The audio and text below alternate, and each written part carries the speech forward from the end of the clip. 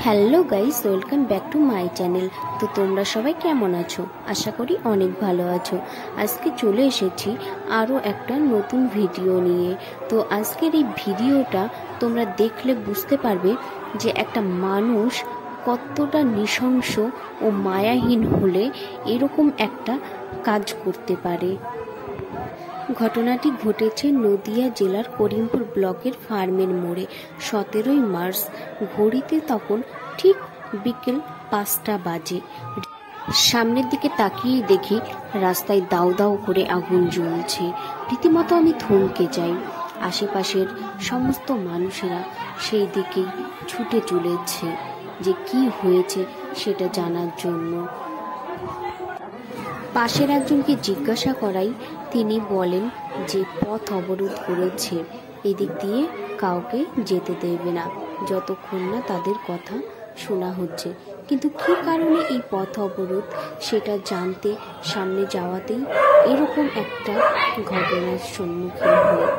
এরকম একটা ঘটনা যেটা তোমরা শুনলে থমকে যাবে, গা শিউরে উঠবে।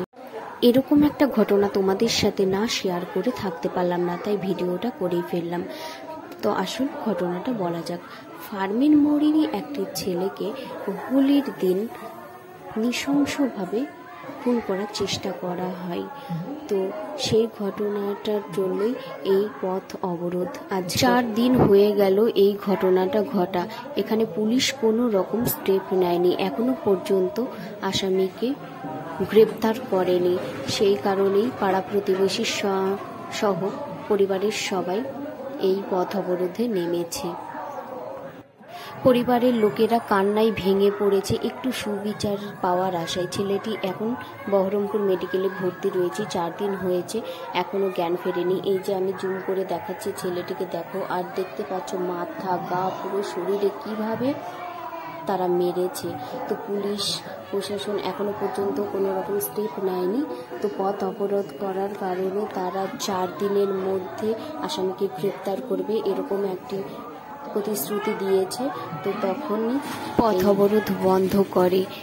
আমাদের দেশে এইরকম ধরনের মানুষেরা যারা মানুষ হয়েও অমানুষের মতো ব্যবহার করে তাদের কেমন ধরনের শাস্তি পাওয়া উচিত তোমরা কমেন্ট করো এবং ভিডিওটা বেশি বেশি করে শেয়ার করে দাও, যাতে ছেলেটির জাস্টিস পেতে একটু সুবিধা হয়।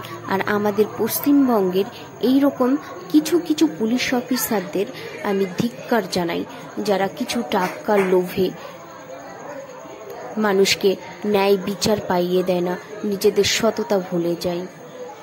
তো চলো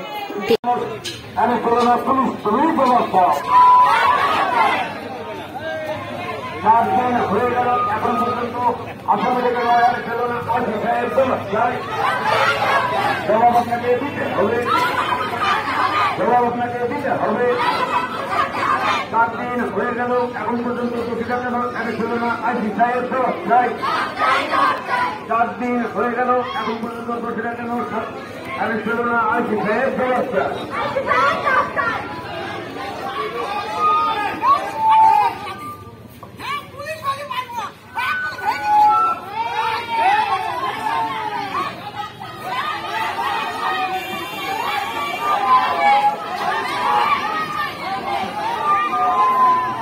এখন পর্যন্ত দোষীরা কেন আগে ছিল না পুলিশ তুমিই ব্যবস্থা।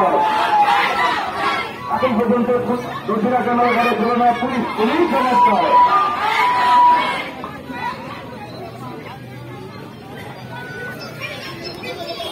4 দিন হয়ে গেল এখন পর্যন্ত দোষীরা কেন সাজা পেল না আগে ছিল না পুলিশ তুমিই ব্যবস্থা। তো ভিডিওটা আমি এখানেই শেষ করছি। দেখা হবে আরও একটা নতুন ভিডিওতে।